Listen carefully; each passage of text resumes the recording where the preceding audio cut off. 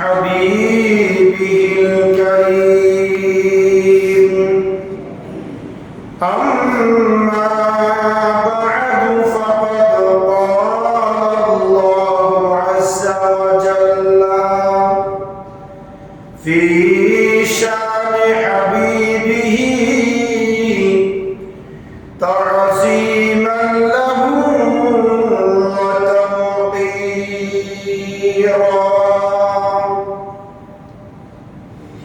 إن الله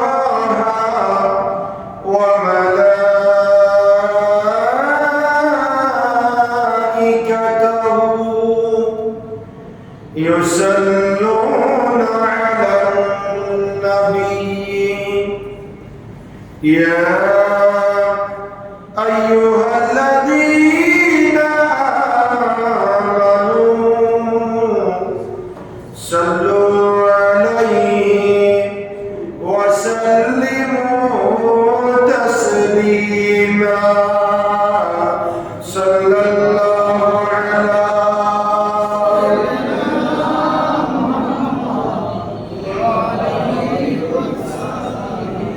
صلى الله على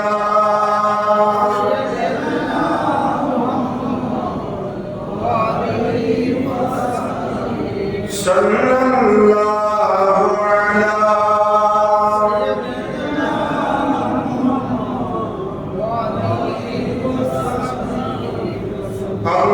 اللهم صل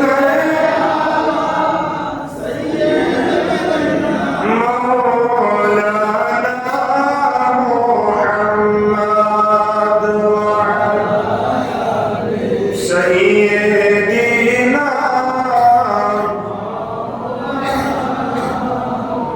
اللهم صل مولانا محمد وعلى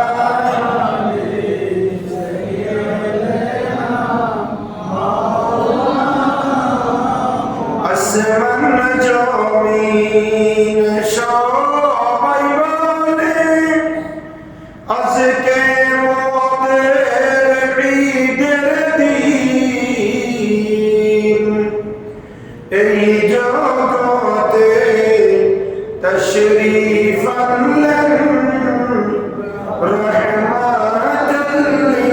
للعالمين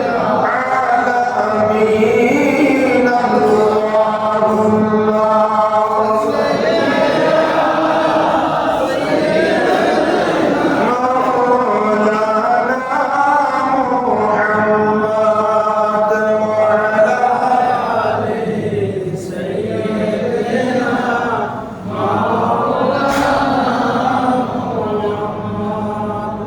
أعوذ بالله من الشيطان الرجيم بسم الله الرحمن الرحيم ولقد مننا على موسى وهارون صدق الله مولانا العظيم وبلغنا رسوله النبي الأمين ونحن على ذلك من الشاهدين والشاكرين والحمد لله رب العالمين معزز محترم হযরত মুসল্লিয়ান ism সম্মানিত উলামায়ে কেরাম রাহিমানি ওয়া রাহিমাকুমুল্লাহ আল্লাহ সুবহানাহু ওয়া তাআলা বিশাল দরবারে লক্ষ কোটি শুকর আদা করছি যে আল্লাহ সুবহানাহু ওয়া তাআলা পবিত্র সফরুল খাইরের প্রথম জুমা নামাজ জুমাদের মহান লক্ষ্যে আল্লাহর মসজিদে আসার বসার সবাই একত্রিত হয়ে সালামি আরজ করার সুযোগ আর তৌফিক যে আল্লাহ আমাদেরকে দান করেছেন তার দরবারে করছি আলহামদুলিল্লাহ।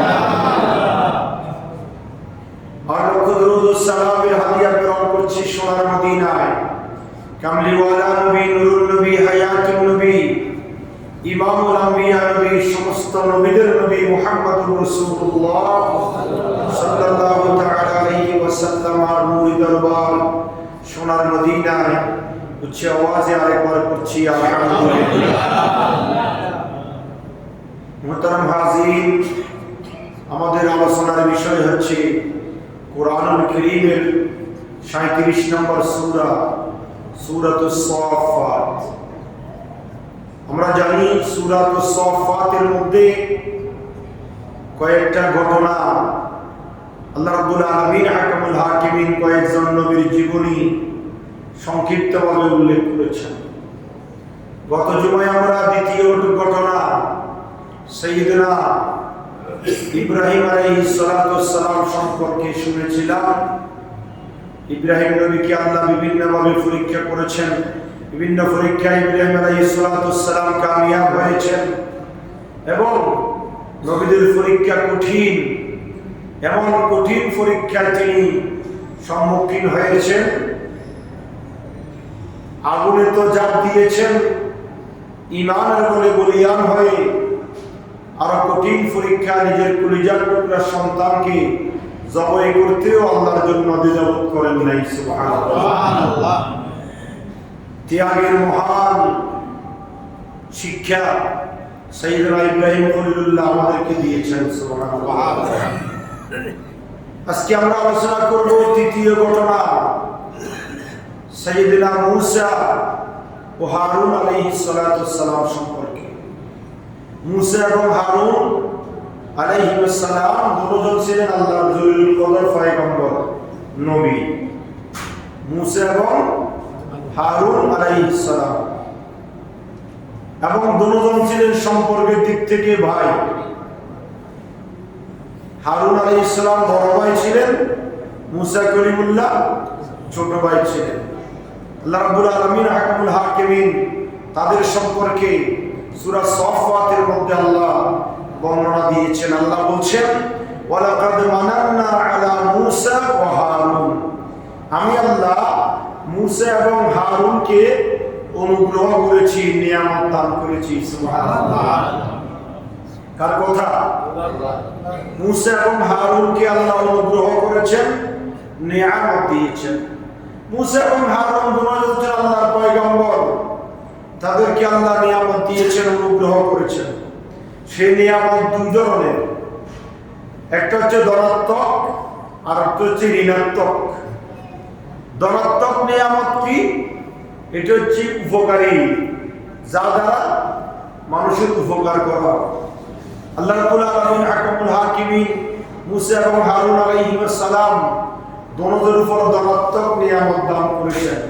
তাদেরকে আল্লাহ বিভিন্নভাবে উপকার করেছেন। কোনো ক্ষতি আল্লাহ তো ক্ষতি করতে পারেনি না, ক্ষতি করা তো আল্লাহর শোভনীয় নয়, কিন্তু আল্লাহ রাব্বুল আলামিন তাদেরকে সার্বক্ষণিক উপকার করেছেন। উপকারটা কি আমরা যদি সংক্ষেপে দেখি, মূসা আলাইহিস সালাতুস সালাম নিজের জন্মস্থান থেকে মাদাইন শহরে গিয়েছেন, সেখানে বিভিন্ন পরীক্ষার সম্মুখীন হয়েছেন।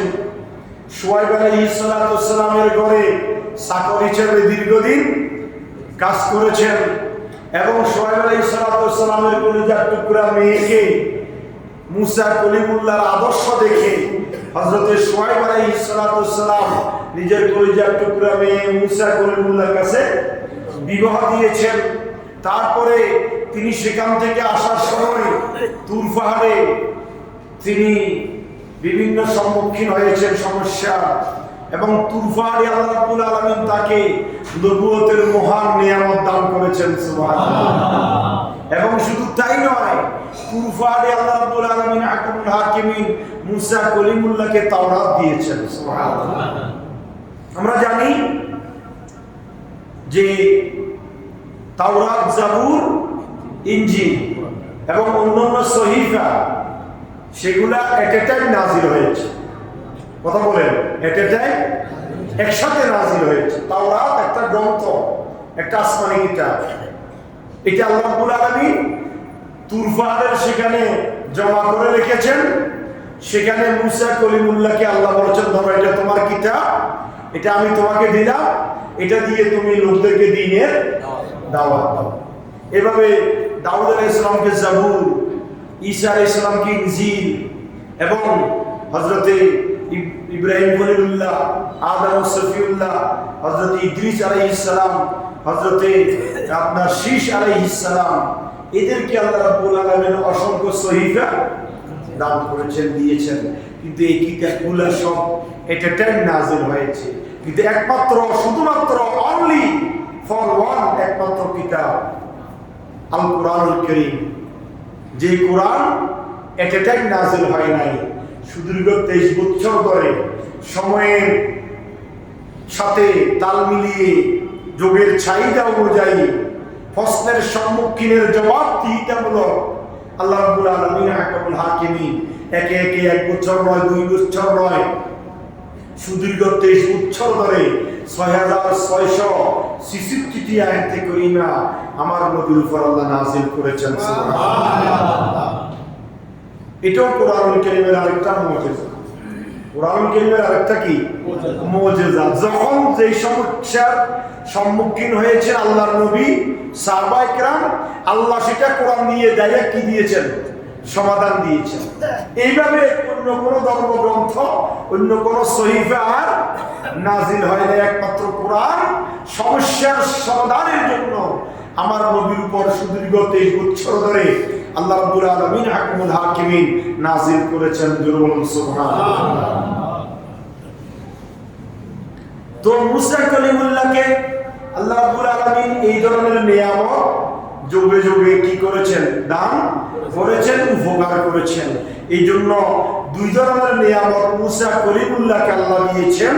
এক ধরনের নিয়ামত হচ্ছে ধনাত্মক, যেটা উপকারী নিয়ামত, সুবহানাল্লাহ। আর 2 নম্বর নিয়ামত হচ্ছে ঋণাত্মক, যে নিয়ামত ক্ষতির থেকে বাঁচা যায়, সুবহানাল্লাহ। ক্ষতির থেকে বেঁচে রাখার জন্য যে নিয়ামত দান করা হয় সেটাকে বলা হয় ঋণাত্মক নিয়ামত, সুবহানাল্লাহ। ধনাত্মক নিয়ামত হচ্ছে উপকারী নিয়ামত, আর ঋণাত্মক নিয়ামত হচ্ছে ক্ষতির থেকে বাঁচার উপায় শিক্ষা দেওয়ার মাধ্যমে সেই নিয়ামত আল্লাহ মুসা কালিমুল্লাহকে দান করেছেন, সুবহানাল্লাহ। তা আল্লাহ বলছেন, ওয়ালাকাদ মানান্না আলা মুসা ওয়া হারুন, আমি আল্লাহ মুসা এবং হারুনকে অনুগ্রহ করেছি, নিয়ামত দান করেছি। ওয়া নাজ্জাইনাহুমা ওয়া কওমাহুমা মিনাল কারবিল আযীম, আল্লাহ বলছেন আমি তাদেরকে, তাদের সম্প্রদায়কে উদ্ধার করেছি মহা সংকট থেকে, মহান বিপদ থেকে, মহান মুসিবত থেকে। আমি মুসা এবং হারুনকে, আমি আল্লাহ এবং তার সম্প্রদায়কে আমি আল্লাহ উদ্ধার করেছি, সুবহানাল্লাহ। করেন নাই? করেছেন কিনা?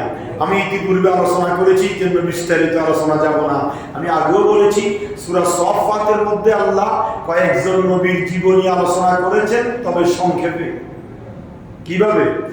এই জন্য আমিও সংক্ষেপে আপনাদের সামনে উপস্থাপন করছি। মুসা কালিমুল্লাহর সাথে ফেরাউনের প্রচন্ড কাশফকার ছিল, আপনারা জানেন কিনা?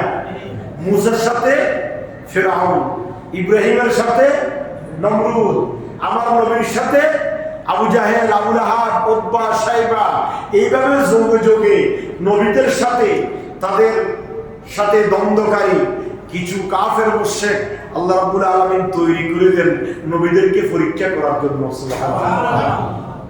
ওইভাবে মুসা আলাইহিস সালাতু ওয়াস সালামের ছিল, মুসা আলাইহিস সালাতু ওয়াস সালামের সাথে ফিরআউনের সাথে কি ছিল? প্রচন্ড কাশফকার ছিল, দ্বন্দ্ব ছিল।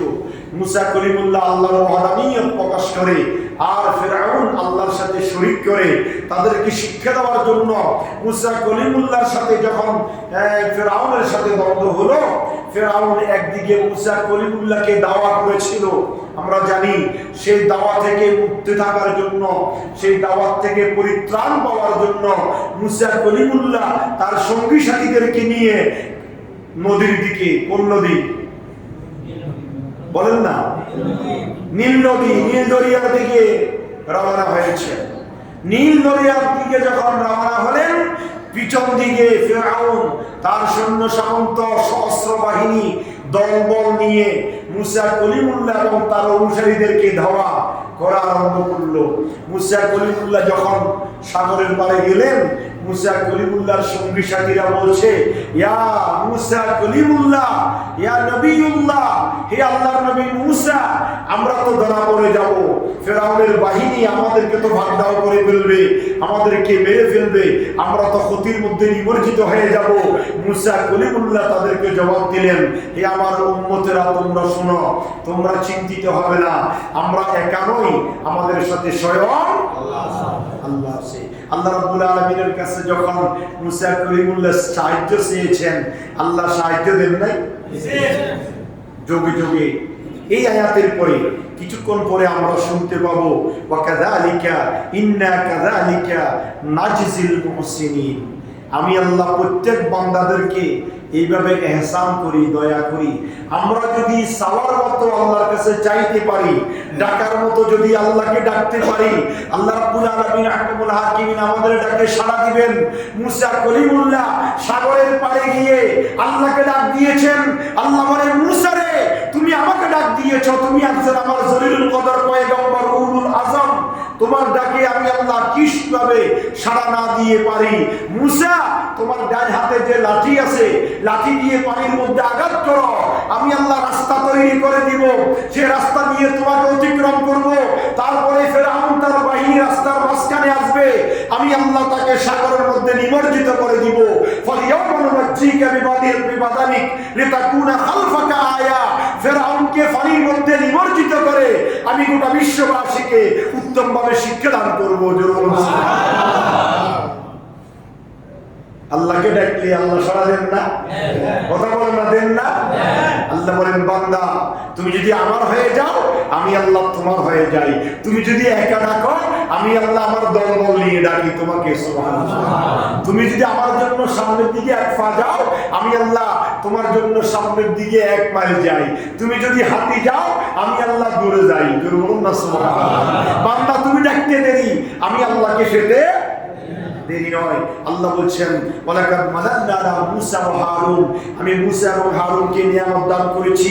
ওয়ানাজ্জাইনাহুমা ওয়া কাওমাহুমা মিনাল কারবিল আযীম, এবং মুসা এবং হারুন তাদেরকে আমি আল্লাহ তাদের সম্প্রদায়কে মহা সংকট থেকে, মহান বিপদ থেকে আমি আল্লাহ উদ্ধার করেছি। সুবহানাল্লাহ। আচ্ছা বলেন দেখি, ফেরাউন তার বাহিনী ছিল সহস্র বাহিনী, ঠিক কি না? মুসা আলাইহিস সালামের কাছে ছিল মাত্র একটা অস্ত্র, সেটার নাম কি? মুসা কলিমুল্লাহর কাছে আর কোনো অস্ত্র নাই। তো যদি মুসা কলিমুল্লাহ এবং তার বাহিনীকে যদি ফেরাউন তার বাহিনী যদি পেয়ে বসতো, তাহলে কি দুনিয়াতে রাখতো? কথা বলেন না? দৌড়াচ্ছিল তো না রাখার জন্য। কথা বলেন ঠিক কি না? আল্লাহ রাব্বুল আলামিন বলেন, ওয়ানাজ্জাইনাহুমা, তাদেরকে আমি নাজাত দিয়েছি, মুক্তি দিয়েছি, ওয়া কওমুহুমা, তার সম্প্রদায়দেরকে, মিনাল কারবিল আযীম, মহান সংকট, মহান বিপদ থেকে আমি মুসা এবং হারুনকে উদ্ধার করেছি। ওয়া নাসারনাহুম ফাকানু হুমুল গালিবিন, আমি আল্লাহ রাব্বুল আলামিন হাকিমুল হাকিমিন তাদেরকে সাহায্য করেছিলাম, ফলে তারা বিজয় হয়েছে। সুবহানাল্লাহ। বিজয় হন নাই? বিজয় হন নাই? মুসা কলিমুল্লাহ তার সাথে অল্প কয়েকজন সঙ্গী সাথী, তারা নীল দরিয়া পার হয়ে অপরদিকে জীবিত অবস্থা দাঁড়িয়ে আছেন।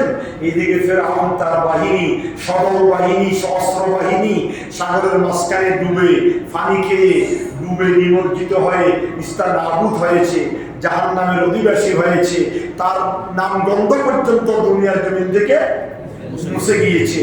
আর মুসা এবং হারুন তাদেরকে আল্লাহ রাব্বুল আলামিন মহান বিজয় দান করেছেন। আল্লাহ বলেন, দুনিয়াবাসী শুনো, ওয়া নাসারনাহুম, আমি আল্লাহ তাদেরকে সাহায্য করেছি, ফাকানু হুমুল গালিবিন, আমি আল্লাহ তাদেরকে বিজয় দান করেছি। সুবহানাল্লাহ। ওয়া আতাইনাহুমাল কিতাবাল মুস্তাবিন, আমি তাদের উভয়কে সুস্পষ্ট কিতাব দান করেছি। সুবহানাল্লাহ। কাকে কাকে? মুসা এবং হারুন আলাইহিস সালাম দুজনকে। মুসা আলাইহিস সালামকে তাওরাত দিয়েছেন, আর হারুন আলাইহিস সালামকে কোনো কিতাব দেন নাই। হারুন আলাইহিস সালামকে বলেছেন তুমি তাওরাতকে অনুসরণ করে, তাওরাতের উপর নির্ভর করে, তাওরাতের উপর কিয়াস করে তুমি তোমার উম্মতদেরকে দ্বীনের দাওয়াত দাও। সুবহানাল্লাহ। এইভাবে যোগে যোগে অসংখ্য নবী রাসূল এসেছেন। কিতাবের সংখ্যা মাত্র 100। কথা বলেন না, 100টা সহিফা, 60টা বড় কিতাব। তাহলে নবী তো লক্ষ লক্ষ, নবী তো লক্ষ লক্ষ। আবার সব নবীকে কিতাব দেন নাই, সহিফাও দেন নাই। 25 জন নবীর নাম কোরআন শরীফের মধ্যে আছে। কয়জন নবীর নাম? 25 জন নবীর নাম কোরআন শরীফে আছে, কিন্তু 25টা বড় কিতাব দিয়েছেন না, দেন নাই। এবং লক্ষ লক্ষ নবী রাসূল পয়গম্বরের কথা কোরআন এবং হাদিসের মধ্যে ব্যক্ত করেছেন, কিন্তু সহিফা দিয়েছেন মাত্র কতটা? আবার দেখা যায় শুধুমাত্র শীষ আলাইহিস সালামকে সহিফা দিয়েছেন 50টা, ইদ্রিস আলাইহিস সালামকে সহিফা দিয়েছেন 30টা, আদম আলাইহিস সালামকে সহিফা দিয়েছেন 10টা, আর ইব্রাহিম খলিলুল্লাহকে সহিফা দিয়েছেন 10টা। এই 4 জনকে 100টা দিয়েছেন, আর বাকি 4 জনকে 4টা দিয়েছেন। তারা 8 জন নবীকে 160টা সহিফা ভাগ করে দিয়েছেন। আর বাকি সব নবীদেরকে আল্লাহ রাব্বুল আলামিন আহকামুল হাকিমিন বলেছেন তোমাদের পূর্ববর্তী নবীর যে কিতাব, সেই কিতাবের উপর ডিফেন্স করে তুমি তোমার উম্মতকে দ্বীনের দাওয়াত দাও। সুবহানাল্লাহ। এইজন্য আল্লাহ বলছেন ওয়া আতাইনাহুমাল কিতাবাল মুস্তাবিন। হে দুনিয়ার মানুষ শুনো, আমি আল্লাহ রাব্বুল আলামিন আহকামুল হাকিমিন মুসা এবং হারুন উভয়কে আমি আল্লাহ সুস্পষ্ট কিতাব দান করেছি। সুবহানাল্লাহ। ওয়া তারাকনা আলাইহিমা ফিল আখিরিন। আমি আল্লাহ রাব্বুল আলামিন হাকামুল ওয়া হাদাইনাহুমাস সিরাতাল মুস্তাকিম। তাদেরকে সঠিক সরল পথ আমি আল্লাহ দেখাই দিয়েছি। সুবহানাল্লাহ। হেদায়েতের মালিক কে? আল্লাহ মানুষকে হেদায়েত করেন, নবীদেরকে হেদায়েতের চাবি দেন না। চাবি কার কাছে? আল্লাহর কাছে। সুবহানাল্লাহ বলেন না। এই যে আমরা আলেম ওলামা এত মাঠে ময়দানে এত ওয়াজ নসিহত, ইউটিউব, টিভি, বিভিন্ন অবস্থায় আছে না? ওয়াজের কি কমতি আসেনি? কিন্তু সুদ বন্ধ নাই, ঘুষ বন্ধ নাই, জানাজা বিচার বন্ধ নাই, অন্যায় অপরাধ বন্ধ নাই, মারামারি, কাটাকাটি, রক্তারক্তি, খুন খারাপি আসেনি? বন্ধ আসেনি? বন্ধ নাই। আল্লাহ বলেন হেদায়েতের চাবিকাঠি কার কাছে? আমার কাছে। এই জন্য নূহ আলাইহিস সালাম 950 বছর দ্বীনের দাওয়াত দিয়েছেন। এক রাওয়ায়াতে আছে 9 জনকে হেদায়েত করেছেন, আর এক রাওয়ায়াতে আছে 22 জনকে হেদায়েত করেছেন। গোটা 950 বছরে 22 জন তার অনুগত হয়েছে, তার অনুসারী হয়েছে। তাহলে একজন পয়গম্বর, একজন নবী, উলুল আযম, 5 জন নবীর মধ্যে একজন নূহ আলাইহিস সালাম। কিন্তু তিনি 950 বছর দ্বীনের দাওয়াত দিয়ে হেদায়েত করতে পারেন নাই। আর আমি আপনি সমাজের হচ্ছে এইসব কামুল্লাহ আর দ্বারা সাধারণ মানুষকে হেদায়েত সম্ভব নেই। হেদায়েতের চাবিকাঠি কার কাছে? এই জন্য আল্লাহ বলেন দুনিয়ার মানুষ শুনো, ওয়া হাদাইনাহুমাস সিরাতাল মুস্তাকিম। তাদের দুজনকে আমি আল্লাহ হেদায়েত দান করেছি এবং সঠিক সরল রাস্তা আমি আল্লাহ দেখাই দিয়েছি। ওয়া তারাকনা আলাইহিমা ফিল আখিরিন। আর আমি আল্লাহ রাব্বুল আলামিন হাকামুল হাকিমিন, আমি তাদের জন্য পরবর্তীদের মধ্যে এই বিষয়ে আমি আল্লাহ বড় শিক্ষা রেখে দিয়েছি। সুবহানাল্লাহ। অর্থাৎ তাদের বিষয়গুলো পরবর্তী উম্মতে মুহাম্মাদি তোমরা যারা আসবে, আমরা তো নবী দেখি নাই, দেখছি নাকি? সাহাবী হতে পেরেছি, তাবি হতে পেরেছি, তবে তাবি হতে পেরেছি, কিছুই হতে পারলাম না। আল্লাহ বলেন দুনিয়ার মানুষ শুনো, ওয়া তারাকনা আলাইহিমা ফিল আখিরিন। মুসা এবং হারুন তাদের এই যে ঘটনা, তাদেরকে মুসিবত থেকে উদ্ধার করেছি, বিপদ থেকে রক্ষা করেছি, নিয়ামত দান করেছি, ধনাত্মক নিয়ামত, ঋণাত্মক নিয়ামত, সব কিছু আমি আল্লাহ রাব্বুল আলামিন তাদেরকে দিয়েছি। তাদেরকে দেওয়ার পর থেকে কিয়ামত পর্যন্ত যত আমি আল্লাহর বান্দা দুনিয়াতে আসবে, তারা এই সমস্ত ঘটনা থেকে শিক্ষা গ্রহণ করবে। সুবহানাল্লাহ। সালামুন আলা মুসা ওয়া হারুন। আল্লাহ বলছেন আমি আল্লাহর পক্ষ থেকে মুসা এবং হারুনের প্রতি সালাম। সুবহানাল্লাহ। দেখছেন আল্লাহ নবীদেরকে সালাম দেয়, আল্লাহ কাদেরকে সালাম দেয়? আল্লাহ রাব্বুল আলামিন হাকামুল হাকিমিন এই সমস্ত নবীদেরকে আল্লাহ সালাম দিয়ে তাদেরকে সম্মানিত করেন। ইন্না কাযালিকা নাজজিল মুহসিনিন, আল্লাহ বলেন এইভাবে আমি আল্লাহ রাব্বুল আলামিন হাকামুল হাকিমিন আমি আল্লাহর নৈকট্য বান্দাদেরকে নিয়ামত দিয়ে ধন্য করি। ইন্নাহুমা মিন ইবাদিনাল মুমিনিন, এই মুসা এবং হারুন আমি আল্লাহর নৈকট্যবান বান্দাদের অন্যতম। সুবহানাল্লাহ। কার কথা? আল্লাহর কথা। তাহলে আমরা এই কোরআন কারীমের সূরা সাফফাতের আলোকে তৃতীয় নম্বর ঘটনা মুসা এবং হারুনের ঘটনা মনে আছে না আপনাদের? প্রথম ঘটনা কি ছিল বলেন দেখি? প্রথম ঘটনা ছিল হযরতে কোন নবী? নূহ আলাইহিস সালাম। প্রথম ঘটনা বর্ণনা করা হয়েছে নূহ আলাইহিস সালামের জীবনী, সংক্ষেপে আলোচনা করেছি সূরা সাফফাতের আলোকে। দ্বিতীয় ঘটনা হচ্ছে ইব্রাহিম খলিলুল্লাহ। ইব্রাহিম খলিলুল্লাহ ঘটনা নিয়ে 2 জুমা আমরা আলোচনা শুনেছি, আর আজকে আমরা আলোচনা শুনবো তৃতীয় ঘটনা মুসা এবং হারুন আলাইহিস সালাম, তাদের দুজনের সংক্ষিপ্ত ঘটনা। এই ঘটনা থেকে আমরা শিক্ষা গ্রহণ করলাম যে আমাদের কাছে বিপদ আসবে, মুসিবত আসবে, আমরা এই বিপদে মুসিবতে কাকে ডাকবো? কথা বলেন না একটু, কাকে ডাকবো? আর এই বিপদ মুসিবত এই সময় আমরা ধৈর্য ধারণ করব। এই সফরুল খায়র এটাও মুসিবতের মাস, নুজুলুল বালা বলা মুসিবত নাজিল হওয়ার মাস। সফরুল খায়রে আল্লাহ রাব্বুল আলামিন আদম ও সফিউল্লাহ থেকে আমাদের নবী মুহাম্মদ রাসূলুল্লাহ সাল্লাল্লাহু আলাইহি ওয়াসাল্লাম পর্যন্ত লক্ষ লক্ষ নবী রাসূল, কোটি কোটি ঈমানদার মুমিন বান্দাদেরকে আল্লাহ যত পরীক্ষা করেছেন, পরীক্ষা করতে গিয়ে যত মুসিবতে আক্রান্ত করেছেন, সব মুসিবতে আক্রান্ত হয়েছিল সব নবী রাসূলগণ এই সফর মাসে। বলুন সুবহানাল্লাহ। আল্লাহ বলেছেন ওয়ালানাবলুওয়ান্নাকুম বিশাইইন মিনাল খাউফি ওয়াল জু'i ওয়া নাকসিম মিনাল আমওয়ালি ওয়াল আনফুসি ওয়াস সামারাত ওয়া বাশশিরিস সাবিরিন। বান্দা ক্ষতি দিয়ে, নোকসানি দিয়ে, বিপদ দিয়ে, মুসিবত দিয়ে, ধন সম্পত্তির ক্ষতি দিয়ে, ছেলে সন্তানের মৃত্যু দিয়ে, ব্যবসার ক্ষতি দিয়ে, চাকরির ক্ষতি দিয়ে, অ্যাক্সিডেন্ট দুর্ঘটনা দিয়ে আমি আল্লাহ তোমাদেরকে পরীক্ষা করব। তারাই আমার প্রকৃত মুমিন, ওয়াবাশশিরিল মুমিনিন, যারা এই মুসিবতের মধ্যে ধৈর্য ধারণ করে। সুবহানাল্লাহ।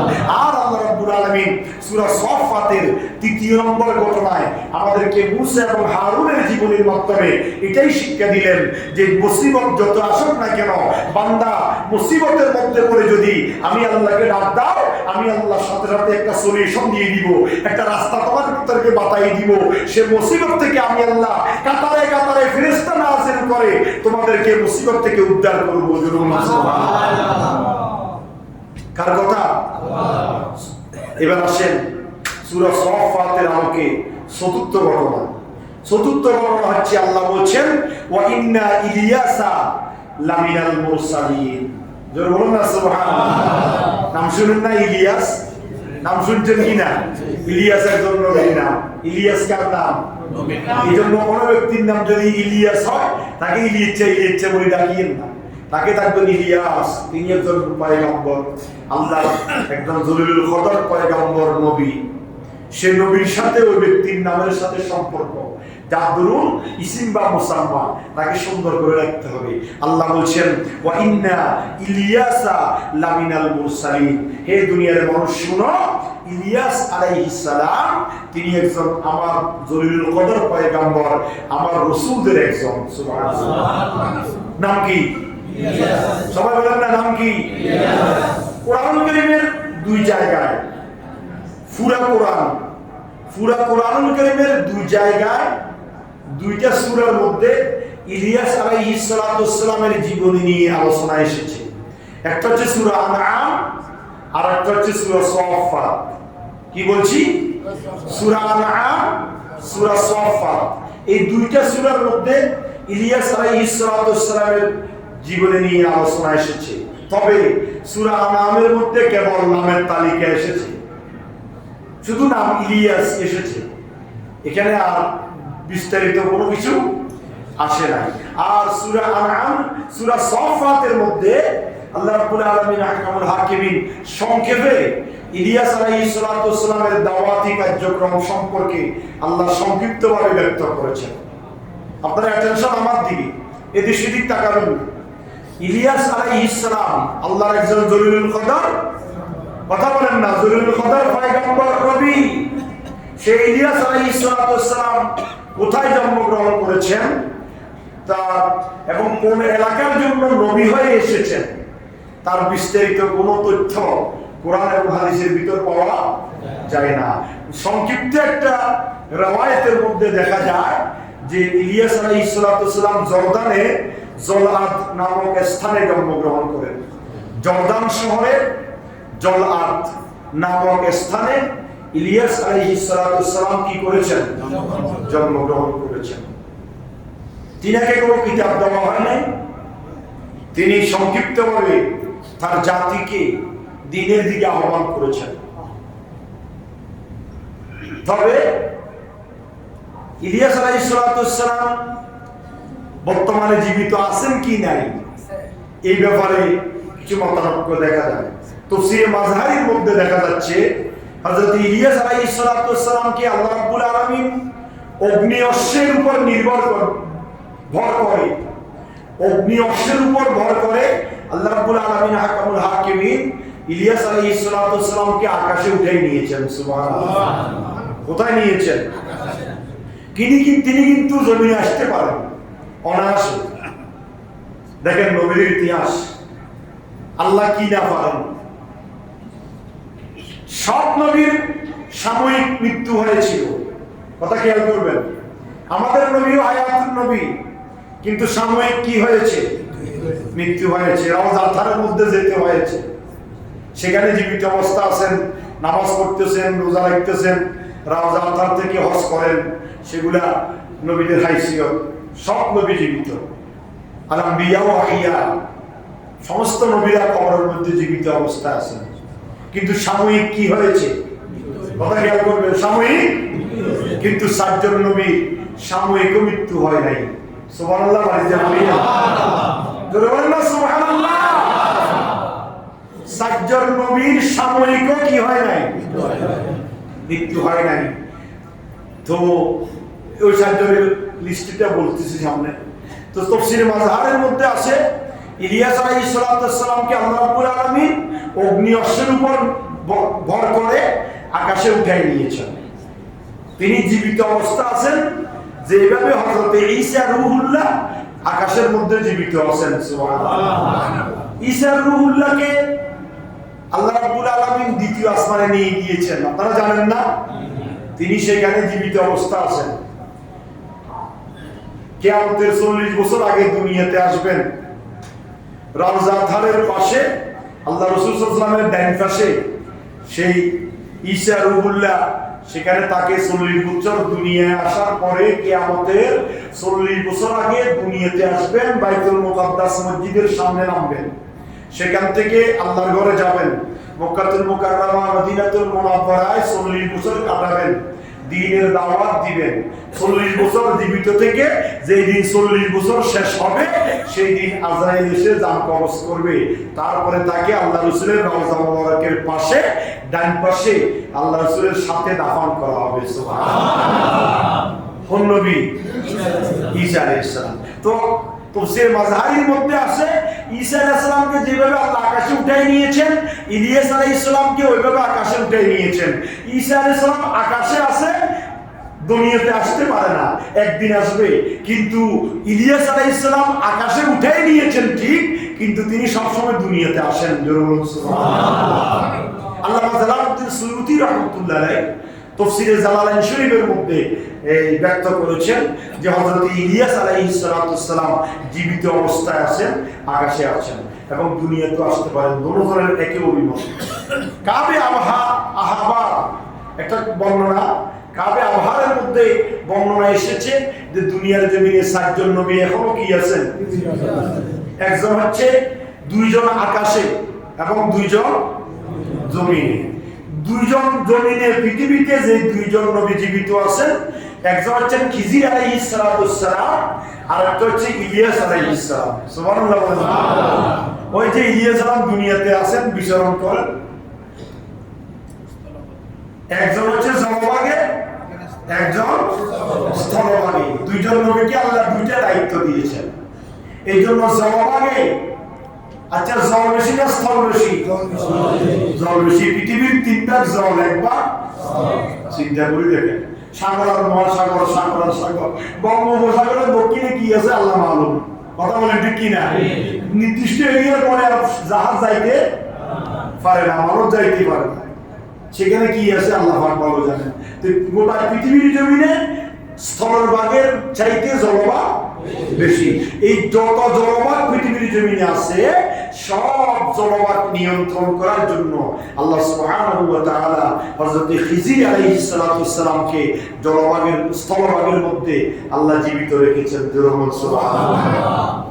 আর ইলিয়াস আলাইহিস সালামকে আল্লাহ এই স্থলভাগের দায়িত্ব দিয়েছেন। এই স্থলভাগে সাইয়েদনা ইলিয়াস আলাইহিস সালাম জীবিত অবস্থা আছেন। শুধু তাই নয়, এক বর্ণনা এসেছে হযরত খিজির আলাইহিস সালাম এবং ইলিয়াস আলাইহিস সালাম এই দুজন নবী প্রতি রমজান মাসে বাইতুল মুকাদ্দাসে একত্রিত হন এবং তারা রমজান মাসে রোজা রাখেন। এট এ টাইম দুজন একসাথে বসে বাইতুল মুকাদ্দাসে ইফতার করেন। সুবহানাল্লাহ। এটা হচ্ছে তাফসীরে মাযহারি, তাফসীরে জালালাইন শরীফ এবং কাবে আহবারের বর্ণনা মোতাবেক এই দুইজন নবী কোথায় আছে দুনিয়াতে? একজন স্থলভাগে, একজন স্থলভাগে। আর দুইজন নবী আছেন আকাশ আসমানে। সেই দুইজন হচ্ছে একজন ঈসা আলাইহিস সালাম আর একজন ইদ্রিস আলাইহিস সালাম। সুবহানাল্লাহ। ঈসা এবং ইদ্রিস, ঈসা আলাইহিস সালামের সম্পর্কে বর্ণনা আছে তিনি নবী, কিন্তু কিয়ামতের 40 বছর আগে দুনিয়াতে আসবেন। কি নবী হিসাবে নাকি নবীর উম্মত হিসাবে? সাবধান, এখানে ঈমান। আমাদের নবীর পরে আর কোন নবী দুনিয়ার জমিনে আসবে না। সুতরাং ঈসা রূহুল্লাহ কিয়ামতের 40 বছর আগে দুনিয়াতে আসবেন, ঠিক তিনি আসবেন আমাদের নবীর উম্মত হিসাবে। সুবহানাল্লাহ। কি হিসাবে? আমাদের নবী উম্মত হিসাবে। তিনি কিন্তু নবী হিসাবে আসবেন না। তিনি আল্লাহর কাছে ফরিয়াদ করেছেন, মাহবুব মাওলা আখিরি জামানার নবী মুহাম্মদুর রাসূলুল্লাহ সাল্লাল্লাহু আলাইহি ওয়াসাল্লামের উম্মতের এত মর্যাদা। আল্লাহু আকবার। আখিরি জামানার নবী মুহাম্মদুর রাসূলুল্লাহর উম্মতের এত মর্যাদা, কিয়ামতের ময়দানে উম্মতে মুহাম্মাদীকে দিয়ে জান্নাত ইন্ট্রোডাকশন করা হবে, উদ্বোধন করা হবে এবং হাসরের ময়দানে উম্মতে মুহাম্মাদী সকলের আগে উঠবে। উম্মতে মুহাম্মাদী অল্প সময়, সংক্ষিপ্ত সময়ের মধ্যে হিসাব নিকাশ শেষ করে সবার আগে জান্নাতে চলে যাবে। আল্লাহ, আমি আর নবী দেখতে চাই না, আমাকে তুমি সেই আখিরি জামানার নবী মুহাম্মদুর রাসূলুল্লাহ সাল্লাল্লাহু আলাইহি ওয়াসাল্লামের উম্মত বানায় দাও। সুবহানাল্লাহ। তো আল্লাহ উম্মত কিভাবে বানাবেন? আর এমনি তো বাচ্চারা, কথা বলেন না, এমনি তো বাপ নাই, বাবা আছে নাকি? ঈসা আলাইহিস আব্বা আছে? আম্মা দিয়ে পাঠাইয়েছেন, আবার কোথায় পাঠাবেন? এই জন্য আল্লাহ হিকমত করে আকাশে উঠে নিয়েছেন। আকাশ থেকে একটা সিঁড়ি হবে, কিয়ামতের 40 বছর আগে ওই সিঁড়ি দিয়ে তিনি বাইতুল মুকাদ্দাসে নামবেন। সেখান থেকে তিনি মক্কাতুল মুকাররমা মদিনাতুল মুনাওয়ারায় গিয়ে 40 বছর দিন কায়েম করবেন, তারপরে ইন্তেকাল করবেন। ঈসা রূহুল্লাহ সম্পর্কে এই তথ্য দেওয়া আছে, কিন্তু হযরত ইদ্রিস আলাইহিস সালাম সম্পর্কে কোনো তথ্য দেওয়া নাই। তিনি চতুর্থ আকাশে আছে, সেখানে তার মৃত্যু হবে, সেখান থেকে তিনি আল্লাহর রাহে চলে যাবেন। কিন্তু ঈসা রূহুল্লাহ দুনিয়াতে আসে, 40 বছর দিন কায়েম করে তারপরে মৃত্যুবরণ করবেন। তাহলে আমরা জানতে পারলাম দুইজন নবী দুনিয়াতে আসেন আর দুইজন নবী আকাশে আছেন। দুইজন নবী পৃথিবীর জমিনে আছেন, দুইজন নবী আকাশে আছেন। ইদ্রিস এবং ঈসা রূহুল্লাহ আকাশে, খিজির আলাইহিস সালাম এবং ইলিয়াস আলাইহিস সালাম জমিনের মধ্যে আছেন। খিজির আলাইহিস সালাম জলভাগে, ইলিয়াস আলাইহিস সালাম স্থলভাগে। এটা হচ্ছে হযরত ইলিয়াস আলাইহিস সালাম সম্পর্কে তথ্য। আল্লাহ কি বলছেন? ওয়া ইন্না ইলিয়াসা লামিনাল মুরসালিন। ইলিয়াস হচ্ছে আমার রাসূলদের একজন। সুবহানাল্লাহ বলেন। সুবহানাল্লাহ। ইয ক্বালা লিকওমিহি আলা তাত্তাকুন। ইলিয়াস আলাইহিস সালাম তার উম্মতকে বলেছে, তোমরা কি হে আমার সম্প্রদায়, তোমরা কি আল্লাহকে ভয় করো না? কে বলছেন? ইলিয়াস আলাইহিস সালাম। কেন বলছেন আতাদউনা বা'লান ওয়া তাযারুনা আহসানাল খালিকিন? বা'ল একটা মূর্তির নাম, বা আইন লাম, বা'লান। আল্লাহ বলছেন যে ইলিয়াস আলাইহিস সালাম তার উম্মতকে বলছেন আতাদউনা বা'লান, তোমরা কি আল্লাহকে বাদ দিয়ে বা'ল মূর্তির পূজা করো, আরাধনা করছো? অথচ ওয়াতাজারুনা আহসানাল খালিকিন, মহান সৃষ্টিকর্তা, উত্তম সৃষ্টিকর্তা রব্বুল আলামিনকে তোমরা ছেড়ে দিয়েছো, বালের ইবাদত করছো, বালের সামনে মাথা নত করছো, বালের আরাধনা করছো, আল্লাহকে ছেড়ে দিয়েছো। আলা তাত্তাকুন, তোমরা কি আল্লাহকে ভয় করো না? সুবহানাল্লাহ। কোন নবী? ইলিয়াস আলাইহিস সালাম। ইলিয়াস সালাম বলেছেন আল্লাহ রাব্বাকুম ওয়া রাব্বা আবাইকুমুল আউয়ালিন, আল্লাহ তোমাদের প্রতিপালক এবং তোমাদের পূর্বপুরুষ, তোমরা যাদের কথা মতো বালের পূজা করছো, সেই তোমাদের পূর্বপুরুষ বাপদাদা যারা আল্লাহকে বাদ দিয়ে বালের পূজা করেছে, তাদেরও প্রতিপালক, তাদেরও সৃষ্টিকর্তা তিনি কে? আল্লাহ। ফাকাযাবুহু ফাইন্নাহুম লামুহদারুন, আমার আল্লাহ বলছেন হ্যাঁ, তারা তাকে মিথ্যা প্রতিপন্ন করেছে। ইলিয়াস আলাইহিস সালাম যখন তার জাতিকে মূল কথাটা বলে দিলেন, তোমরা আল্লাহকে ভয় করো, আল্লাহর আরাধনা করো, আল্লাহর সামনে মাথা নত করো, বালের সামনে মাথা নত করিও না। আল্লাহ তোমাদের সৃষ্টিকর্তা, তোমাদের বাপদাদাদের সৃষ্টিকর্তা, আল্লাহ সবকিছুর মালিক, আল্লাহর সামনে মাথা নত করো। এই কথা যখন ইলিয়াস আলাইহিস সালাম দ্বীনের দাওয়াত দিলেন, তখন এই তার সম্প্রদায়ের লোকেরা বলল ফাকাযাবুহু ফাইন্নাহুম লামুহদারুন, তারা তাকে মিথ্যা প্রতিপন্ন করলো এবং তারা গ্রেফতার করলো। জোরে বলুন নাউযুবিল্লাহ।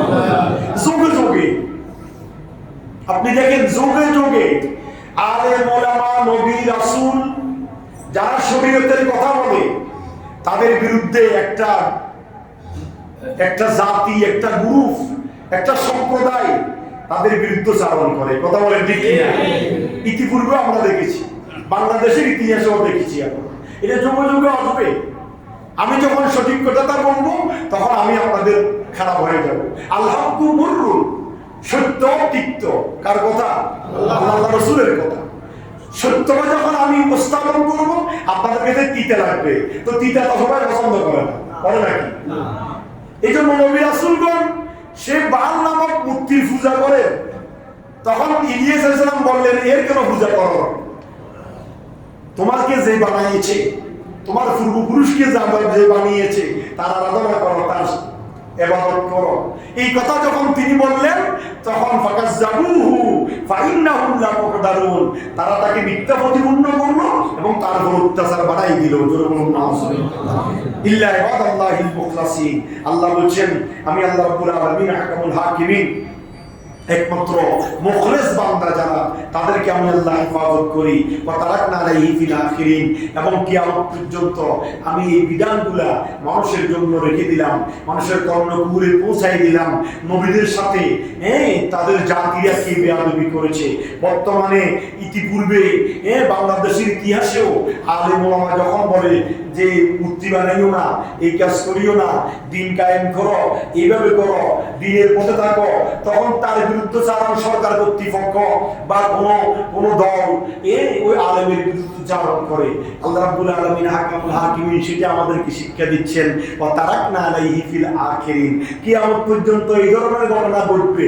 নবীদেরকে যেভাবে তাদের উম্মতরা অত্যাচার করেছে, জুলুম করেছে, নির্যাতন করেছে, মারার জন্য চেষ্টা করেছে দলবল নিয়ে, ওইভাবে আলেম ওলামারা যখন দ্বীনের কথা বলবে, সঠিক কথায় কথা বলবে, তার বিরুদ্ধচারণ করবে। সালামুন আলা ইলিয়াসিন, আমি আল্লাহর পক্ষ থেকে ইলিয়াস আলাইহিস সালামের প্রতি সালাম। ইন্না কাযালিকা নাজজিল মুহসিনিন, এইভাবে আমি আল্লাহ সৎকর্মশীলদেরকে প্রতিদান দিয়ে থাকি। ইন্নাহু মিন ইবাদিনাল মুমিনিন, আর ইলিয়াস হচ্ছে আমার মুমিন বান্দাদের একজন। জোরে বলুন সুবহানাল্লাহ। এটা হচ্ছে চতুর্থ ঘটনা সূরা সফফাতের আলোকে। আজকে আমরা তৃতীয় ঘটনা কার? ভুলে গেছেন নাকি? মুসা আর হারুনের, আর চতুর্থ ঘটনা হচ্ছে ইলিয়াস আলাইহিস সালাম। এই দুইটা ঘটনা আমরা সংক্ষেপে শুনেছি।